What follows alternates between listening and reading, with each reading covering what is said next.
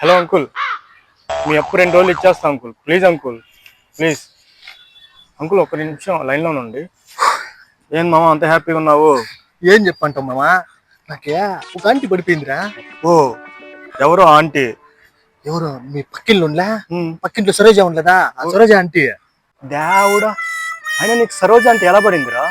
ఏం లేదు మామ, సరోజ ఆంటీని ఎలాకెళ్ళి లైన్ లో పెట్టేద్దామని వెళ్ళా. ఏమన్నా సీరియస్ అయింది అనుకో, ఫ్రాంక్ అని చెప్దాం అనుకున్నా. మరి తర్వాత ఏం జరిగిందిరా?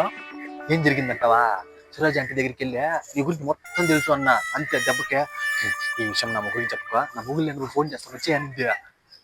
మసక మసక చీకటిలో మల్లె తోట వెనకాల కలుసుకో. మీ ఇద్దరి విషయం వాళ్ళ ముగ్గురు తెస్తే ఎలారా?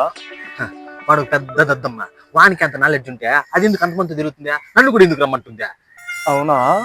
ఇదిగో వాళ్ళ ముగ్గురు లైన్లో ఉన్నారు, చూసుకో. ఏం మాట్లాడుతున్నావురా? నరాలు కట్ అయిపోయింది.